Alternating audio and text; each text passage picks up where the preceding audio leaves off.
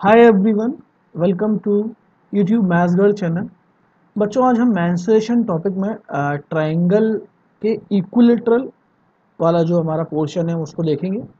ठीक है, तो हम मेंसुरेशन के टॉपिक में ट्रायंगल को देख रहे हैं और हमने पार्ट कौन सा लिया है? Equilateral triangle.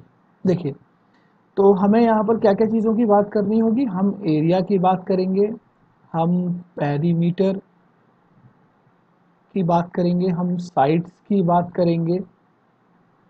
ठीक है, और हम जो फिगर्स, कॉम्बिनेशन ऑफ फिगर्स कहते हैं, लाइक एक किसी ट्राइंगल को किसी सर्कल के साथ मिलाकर कुछ एक नया फिगर बन रहा है, तो हम उस फिगर के बारे में बात करेंगे, है ना। तो यहाँ पर हम ये सारी चीज़ें बात करते हैं। ठीक है, चलिए, सबसे पहले मैं आपको इक्वेटोरियल ट्राइंगल, ट्राइंगल क्या होता है? इक्वेटोरियल ट्राइंगल जिसको हम बोलते हैं समबाहु त्रिभुज, इसकी तीनों साइड क्या होती है? इक्वल होती हैं। तीनों साइड कैसी होती हैं? इक्वल होती हैं। इसीलिए इसका जो पैरामीटर होता है, पैरामीटर मतलब ये बाहर वाला ये पोर्शन, सिर्फ इस पोर्शन को मैं टच कर पा रहा हूँ तो ये पैरामीटर है मेरा। ठीक है, तो ये क्या होता है? तीनों साइड इक्वल है तो आप इसे 3 साइड कह सकते हो। क्लियर है वाली बात। फिर हम इसके एरिया की बात करते हैं। इसका एरिया क्या होता है? इसका एरिया होता है √3/4 साइड का स्क्वायर। ठीक है ना, √3/4 साइड का स्क्वायर। फिर हम एक ट्राइंगल के अंदर अगर हम एक स्ट्रेट लाइन ये ड्रॉ कर दें तो ये इसकी हाइट होती है। क्या होती है? इसकी हाइट। ठीक है, अगर मैं इसकी हाइट की बात करूं तो ये होता है √3/2 इंटू साइड। अब दोस्तों, यहाँ पर कुछ बातें आप इक्विलेटरल ट्राइंगल के लिए जान लो कि इक्विलेटरल ट्राइंगल की तीनों साइड इक्वल होती हैं, तो ये तीनों हाइट्स कैसी होती हैं? ये तीनों जो हाइट्स होती हैं ये सेम होती हैं। ये जो तीनों हाइट होती है H1, H2 और H3 कैसी होती हैं? ये सेम होती हैं। और ध्यान रखिए, इन हाइट्स को हम मीडियन भी कहते हैं, है ना। इनको हम मीडियन भी कहते हैं, इनको हम एंगल बाइसेक्टर भी कहते हैं। समझ में आ रही बात? इनको हम मीडियन भी कहते हैं, एंगल बाइसेक्टर्स भी कहते हैं, परपेंडिकुलर्स भी कहते हैं, परपेंडिकुलर बाइसेक्टर भी कहते हैं। ठीक है, तो क्योंकि तो तीनों साइड आपकी इक्वल है, तो ये जो इंटरसेक्शन पॉइंट दिख रहे हैं आप, ये इनका जो ये जो पॉइंट है इसको हम सेंट्रोइड भी कहते हैं, इसको इन सेंटर भी कहते हैं, इसको सरकम सेंटर भी कहते हैं। क्लियर है? तो एक इक्विलेटरल ट्राइंगल एक ऐसा ट्राइंगल है जिसके अंदर median, angle bisector, perpendicular, perpendicular bisector, ठीक है, ये सारी की सारी लाइन सेम होती है। एल्टीट्यूड, ये सारी की सारी लाइन कैसी होती है? सेम होती है, लेंथ में भी, और आपके ये एक सेम जगह पर फॉल करेंगी। ठीक है ना, क्लियर है वाली बात। तो जो प्रॉपर्टी मीडियन की हो है, एंगल बाइसेक्टर की, वो सब कॉमन प्रॉपर्टियां हो जाएंगी एक ही लाइन की। ठीक है ना, और ये जो कॉमन पॉइंट होगा ना, ये वाला, इसको हम बोलते हैं इन सेंटर या सरकम सेंटर या कोई भी। क्लियर है? तो आपको ये बात मालूम होनी चाहिए। ठीक है, और इस पॉइंट को हम इन सेंटर, सर्कल सेंटर, सारे सेंटर्स इसी पॉइंट को कहते हैं। हाइट्स तीनों सेम होती हैं। ठीक है, तो ये जो इसकी हाइट होती है √3/2 इंटू साइड होती है। क्लियर है वाली बात। अब आपको इक्विलेटरल ट्राइंगल में कुछ चीजें मालूम होनी चाहिए, आप इसके फिगर्स को जैसे यूज करते हो। इक्विलेटरल ट्राइंगल के अगर अंदर कोई सर्कल ड्रॉ कर दिया जाए, जैसे ये एक इक्विलेटरल ट्राइंगल है और मैं इसके अंदर एक सर्कल ये ड्रॉ कर रहा हूं, ये बन गया एक अंदर एक सर्कल। और यही इक्विलेटरल ट्राइंगल के बाहर अगर कोई सर्कल बना दिया जाए, ये, इसको बोलते हैं हम सरकम सर्कल। क्या बोलते हैं? सर्कल।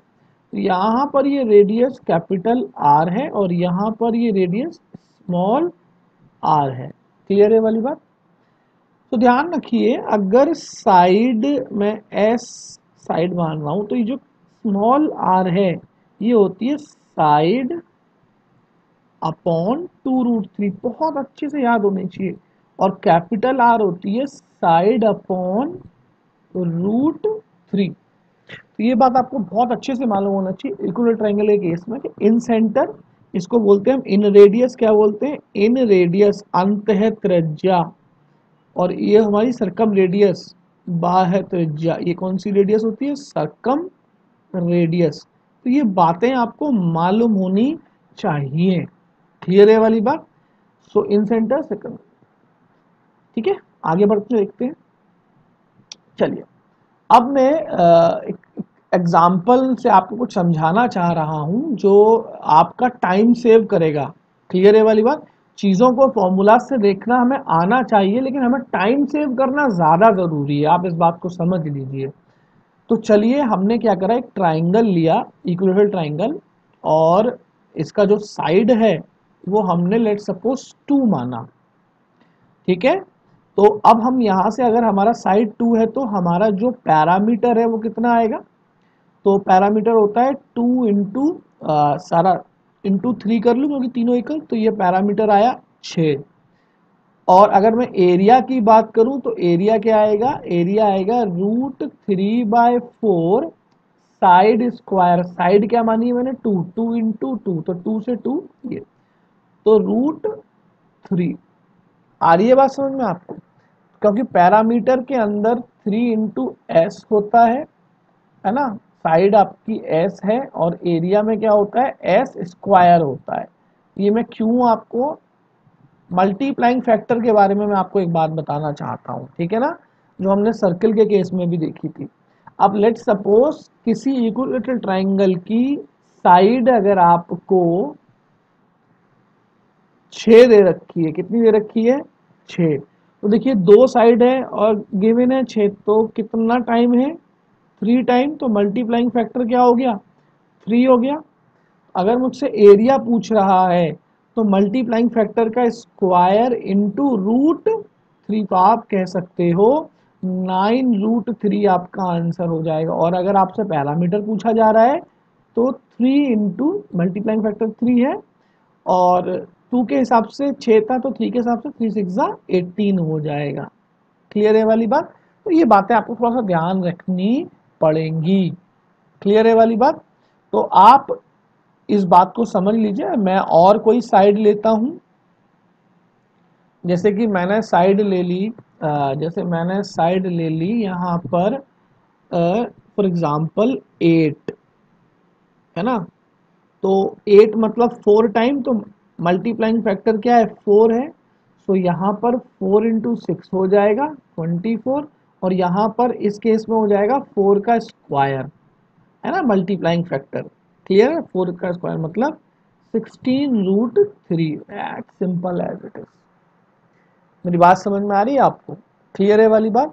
और लेट सपोज अगर आपको कहीं एरिया गिवन हो, आपको फॉर एग्जांपल एरिया गिवन है किसी क्वेश्चन में 16√3, समझिएगा मैंने 16 की जगह ले लिया 25√3, 28 ले लेता हूँ, है ना, एरिया 28√3 ले लिया मैंने अपना। क्लियर है वाली बात? तो अब मुझे यहाँ पर एक चीज़ देखनी है कि अगर एरिया मेरा 28√3 है तो मेरी साइड क्या होगी। तो आपकी अगर साइड 2 है तो एरिया होता है √3, तो आप √3 से डिवाइड कर देंगे, इसको क्या कर देंगे, √3 से डिवाइड कर देंगे। तो जब आप √3 से डिवाइड करेंगे तो जो साइड क्या आएगी, क्योंकि साइड आपकी निकालने के लिए मतलब देखिए, आप जब एरिया निकालते हैं तो क्या करते हैं, मल्टीप्लाइंग फैक्टर इनटू ये एरिया होता है ये वाला, यस और नो, √3। अब जब आप डिवाइड करेंगे तो 28√3 डिवाइडेड बाय √3, तो √3 क्या है, अब आपके पास मल्टीप्लाइंग फैक्टर का स्क्वायर है 28, तो मल्टीप्लाइंग फैक्टर कितना होगा, √28, यस और नो। √28 का मतलब होता है 28 लिखना है आपको, 7 4 जा तो 2√7, तो आपके पास 2√7 आ गया मल्टीप्लाइंग फैक्टर। और आपको अगर साइड निकालनी है तो इस मल्टीप्लाइंग फैक्टर का मल्टीप्लाई किससे करोगे, 2 से करोगे, तो कितना आ जाएगा, 2 इंटू 2√7, तो ये आ जाएगा 4√7। तो साइड आपका कितना आ जाएगा, 4√7। मेरा कहने का सिर्फ मतलब ये है कि आपको फॉर्मूलाज के अंदर हमेशा घुसने की जरूरत नहीं है। मैं बड़े आसानी से आप इन क्वेश्चनों को कर सकते हो, टाइम सेव कर सकते हो। मेथड में आपको हर क्वेश्चन का पैरेलल बताऊंगा ही बताऊंगा, लेकिन मैं चाहता हूं आप इन सब चीज़ों को फॉलो करिए। पहली बार में टाइम लग सकता है, लेकिन अगली बार में आप बहुत टाइम सेव कर लोगे। चलो क्वेश्चन देखते हैं। देखिए यहाँ पर क्या है, the area of an equilateral triangle is 4√3, then the length of each side of a triangle. तो एरिया मैं जानता हूँ, एरिया होता है √3/4 साइड स्क्वायर, और ये कितना दे रखा है आपको, 4√3।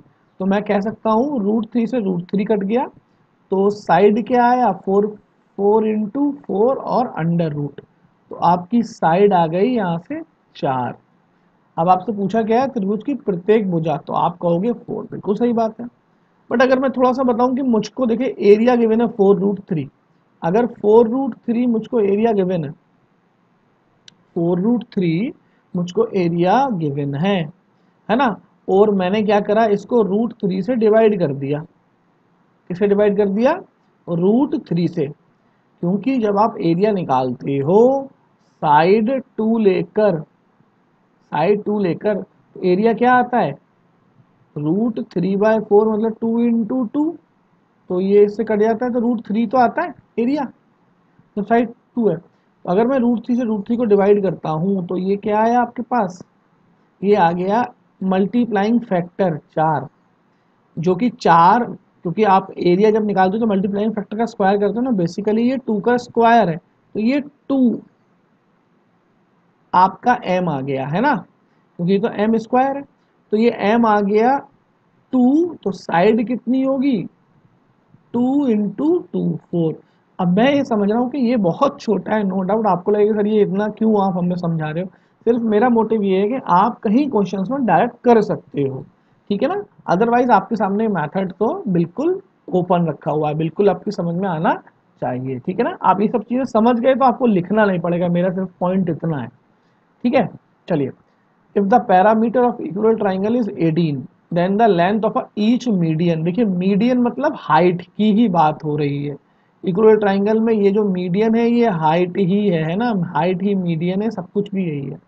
अब आपको पैरामीटर, पैरामीटर मतलब 3s कितना दे रखा है, 18, सो s कितना हो गया 6, साइड आ गया 6। अगर आपको हाइट निकालनी है तो ये होती है √3/2 इंटू साइड, साइड मतलब 6, 2 से 6 3 बार, ये आ गया 3√3, तो 3√3 ऑप्शन नंबर सी। बट अगर आप इसको वैसे देखो तो मैं जानता हूं कि अगर मेरी साइड 2 है तो मेरा पैरामीटर 6 होता है, तो अगर मैं 6 को 18 से कंपेयर करता हूं तो मल्टीप्लाइंग फैक्टर कितना आया, 3, मल्टीप्लाइंग फैक्टर कितना आया 3। अगर 3 मेरा मल्टीप्लाइंग फैक्टर है, क्योंकि हाइट आप समझ लीजिए, हाइट क्या है, हाइट है √3/2 इंटू साइड, साइड तो आपने 2 मानी थी ना, तो हाइट क्या होगी उस हिसाब से √3 होगी। अगर साइड 2 पैरामीटर 6 तो हाइट यहाँ से √3 ही होगी। अगर मल्टीप्लाइंग फैक्टर 3 है तो हाइट निकालने के लिए क्या करना पड़ेगा, मल्टीप्लाइंग फैक्टर इंटू √3, तो 3√3। आंसर सेम है माय फ्रेंड, बट मेरा सिर्फ मोटिव यही है कि आप एक बार से समझ लेते हैं तो ये वाकई में आपको बहुत हेल्पफुल होगा जल्दी करने के लिए, है ना, ठीक है। चलिए, if the length of each median of an equal triangle is 6√3, then the parameter of a triangle is, देखिए अभी आपको यहाँ पर median, median is nothing but a height, √3/2 into side, यही होती है हाइट, और ये कितनी दे रखी है 6√3। आप कहोगे √3 से √3 गया तो साइड कितना आया, साइड आया 12। अब आपसे पूछा है त्रिभुज का परिमाप, तो पैरामीटर क्या होता है 12 × 3, 3 × s, 12×3 = 36, पैरामीटर क्या होता है 3 × s, ठीक है ना। तो वो चीज़ आप यहाँ भी देख सकते हो, ठीक है ना। तो अभी आप ट्राई करिएगा उससे और आंसर लाइएगा, मैं आपको कह रहा हूँ बार बार। चलिए, अब बात करते हैं द सर्कम रेडियस, सर्कम मतलब जब बाहर बनता है, of an equal triangle is 8, तो सर्कम रेडियस, देखिए फिगर विगर बनाने की बार बार जरूरत नहीं है, बिल्कुल सिंपल सी बात है, सर्कम रेडियस मतलब बड़ा आर, जो कि होता है साइड अपॉन √3, ठीक है ना। अब आपको गिवन क्या है, आपको सर्कम रेडियस गिवन है, मतलब ये गिवन है R, so is how much 8, तो आपसे पूछा है एस। देखिए बहुत सिंपल था, खैर मैं अभी इसको वैसे ही बताऊंगा जैसे मैंने आपको सिखाया है, फिर मैं इसकी बात, तो साइड क्या आया, साइड आई यहाँ से 8√3, साइड क्या आई 8√3, लेकिन आपसे साइड नहीं पूछे, त्रिभुज के अंतवृत्त की, जब स्मॉल आर पूछा है तो स्मॉल आर क्या है, स्मॉल आर है साइड अपॉन 2√3। तो साइड की वैल्यू हो देते हैं 8√3 अपॉन 2√3, √3 ये आया 4। क्या आया? 4 आया।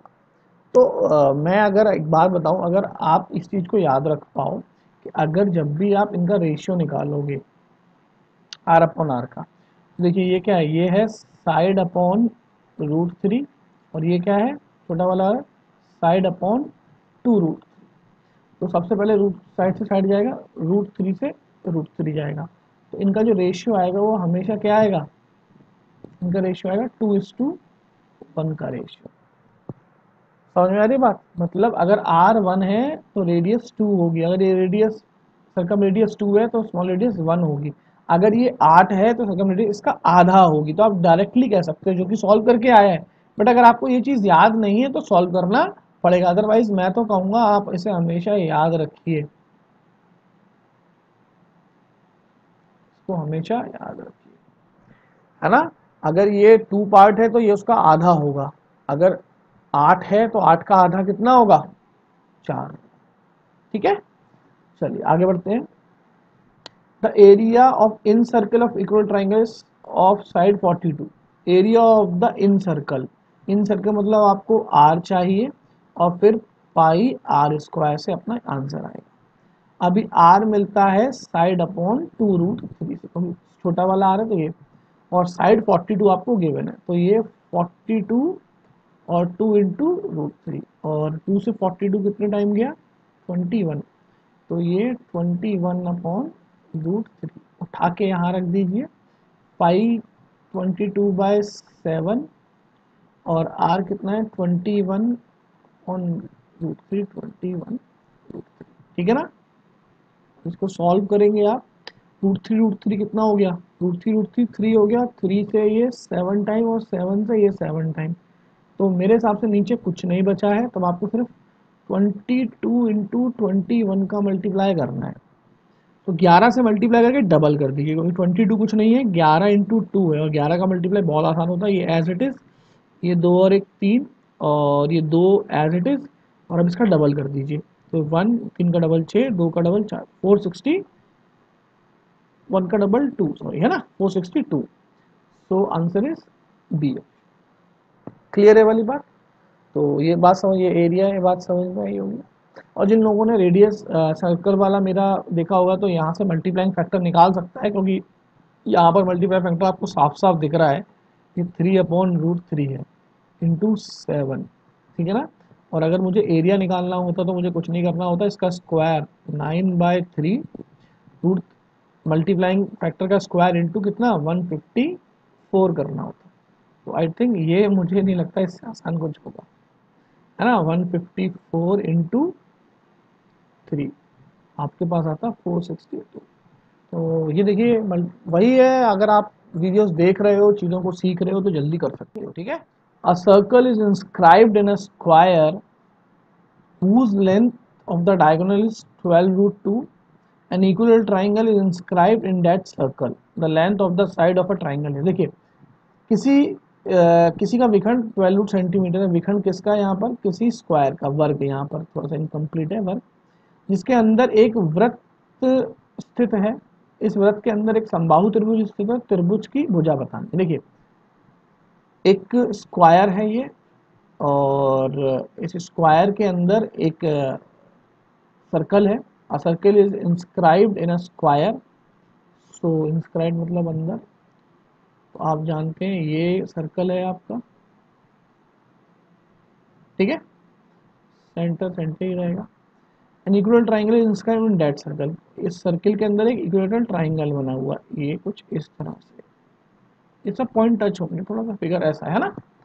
अब आपसे क्वेश्चन क्या किया जा रहा है, the length of the side of a triangle, आपसे ये एस पूछा जा रहा है।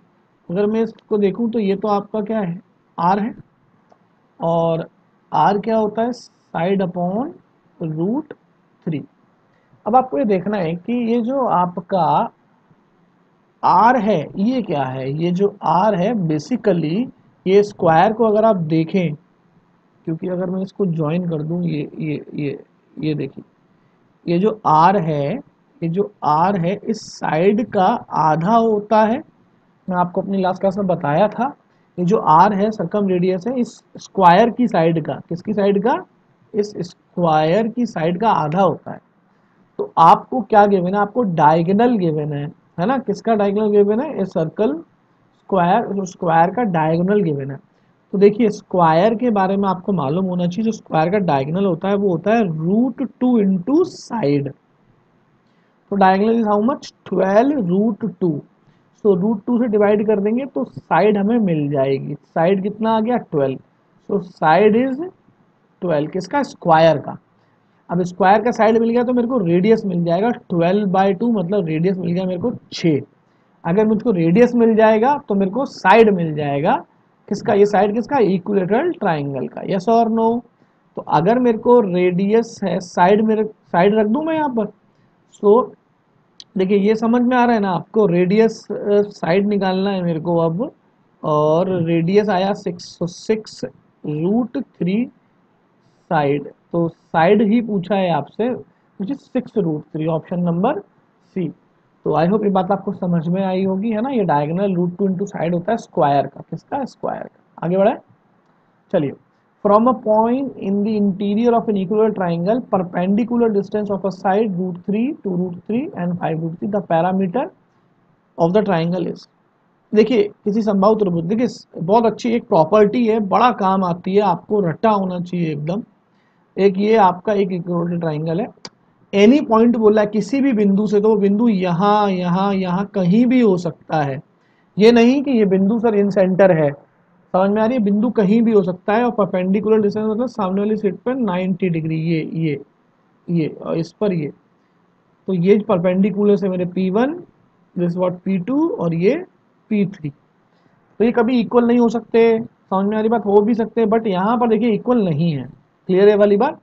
सो आप हमेशा ध्यान रखिए, क्योंकि अगर मैं इनको ज्वाइन कर दूं इन लाइंस को, है ना, मैं चेंज करता हूँ एक बार, और अगर मैं इनको इस तरह से आगे ड्रॉ कर दूं, समझ रहे हैं आप मेरी बात, ये यू, क्योंकि ये होंगे कुछ इस तरह से, तो ये ट्राइंगल्स दिख रहे हैं आपको, मैं इन ट्राइंगल को प्रूफ करके एक प्रॉपर्टी बनाकर लेके आता हूँ। तो मैं आपको यहाँ वो चीज़ डायरेक्टली बताता हूँ, ठीक है। तो ये है क्या, ये साइड जो होती है ना, ये हमेशा 2/√3 इन परपेंडिकुलर डिस्टेंस के सम के इक्वल होती है। तो ये बात आपको एकदम अच्छे से याद होनी चाहिए, मैं नहीं चाहता कि आप एग्जाम में इन्हें प्रूफ करो, ठीक है ना। बहुत अच्छा प्रूफ है इसका, कभी टाइम होगा तो मैं आपको बताऊंगा। बट आप ये ऐसे, और ये साइड मिल गया आपको, है ना।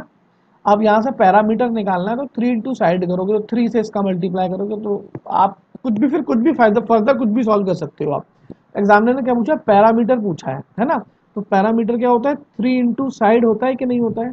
तो 3 से मल्टीप्लाई अगर मैं इसका कर दूं, है ना, और 3 इंटू 2/√3, और अब इनका सम, तो √3 प्लस 2 √3 एंड 5 √3, √3 ऐड हो जाएंगे, और ये भी सब रूट, 5 और 2 7 और 1 8 ही हो गया, 8 √3।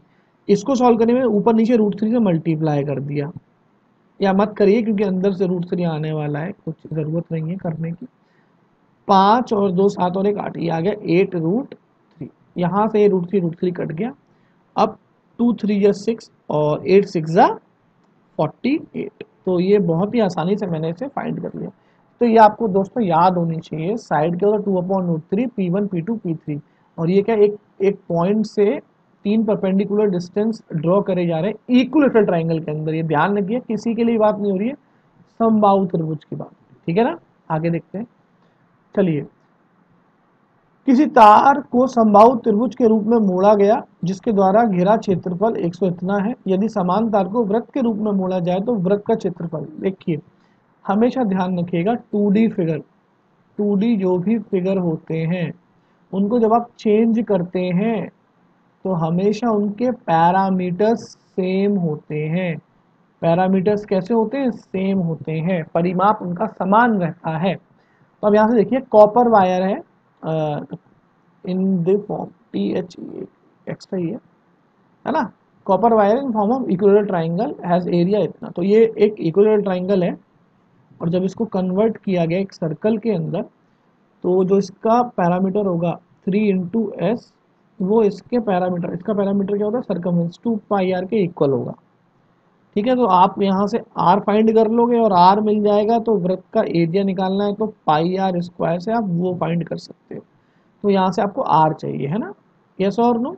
चलिए, तो आर, अब यहाँ एस कैसे आएगा, इसका जो एरिया है √3/4 साइड स्क्वायर, है ना, वो कितना गिवन है यहाँ पर 121√3। तो अब हम निकाल लेते हैं, √3 से √3 गया तो साइड क्या होगी 121 इंटू 4 और ये रूट में, तो यहाँ से आया 11 into 22। So 3 into 22 is equal to 2 into 22/7 into R. चलिए आर निकाल लीजिए, 22 से 22 काटिए पहले, और 7 3 21/2, तो आर कितना आ गया 21/2। और 21/2 अगर आप फॉर्मूले में डालो, अदरवाइज तो मुझे, मैं क्या कह रहा हूँ, हर क्वेश्चन में आपको मल्टीप्लाइंग फैक्टर मिल जाएगा। यहाँ भी ये देखिए, अगर आप देखें तो 121 इंटू √3, √3 से √3 कट जाएगा, 121, मतलब 11 मल्टीप्लाइंग फैक्टर है, तो 11 दूनी 22, ये आ गया 22। विद इन अ सेकेंड आएगा, विदाउट कैलकुलेशन आएगा। इसलिए मैं कह रहा हूँ मल्टीप्लाइंग फैक्टर बहुत बड़ा रोल प्ले करता है। ऐसे सर्कल में सिखाया है मैंने आपको लास्ट क्लास में। मैं चाहूँ तो मैं यहाँ, मुझे मालूम चल रहा है कि यार यहाँ पर मुझको 3/2 मल्टीप्लाइंग फैक्टर है, एरिया निकालना हो तो क्या करना होगा, तो 9/4 मल्टीप्लाइंग फैक्टर का स्क्वायर इंटू 154।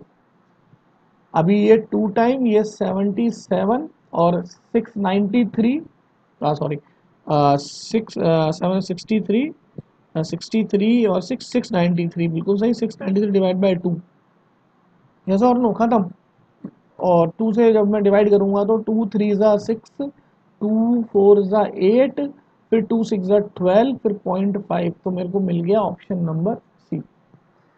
तो ये मेरे हिसाब से आपकी समझ में आया होगा। ये मैंने कुछ नहीं किया, मल्टीप्लाइंग फैक्टर का स्क्वायर इंटू 154 किया है।